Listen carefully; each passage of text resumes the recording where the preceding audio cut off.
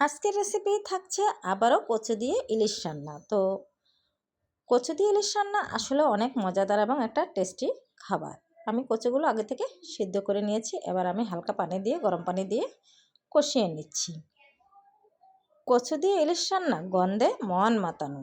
কচুর স্বাদই আলাদা যখন ইলিশের ঘ্রাণ আসে। তো আমি ভালো করে কষিয়ে নিচ্ছি। ইলিশের রাজা ইলিশ আর কচুর সাথে তো কথাই নেই। ইলিশের সুবাস আর কচুর স্বাদ বাঙালির পাতে অমৃতের স্বাদ। তো আমি ইলিশগুলো ঢেলে দিলাম। ইলিশের গন্ধে মন মাতানো কচুর শাক। কচু অনেক মজাদার। সুন্দর করে আমি উতলিয়ে নিচ্ছি।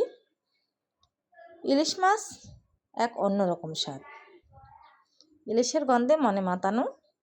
তো আমার রেডি হয়ে গেল কচু রান্নাটা। তো দেখুন কি সুন্দর কালার এসেছে বন্ধুরা।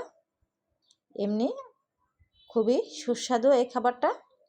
ইলিশের গন্ধে মন মাতানো এই কচু রান্না সত্যি অসাধারণ লাগে। তো কেমন হয়েছে বন্ধুরা অবশ্যই জানাবেন। ভালো থাকবেন।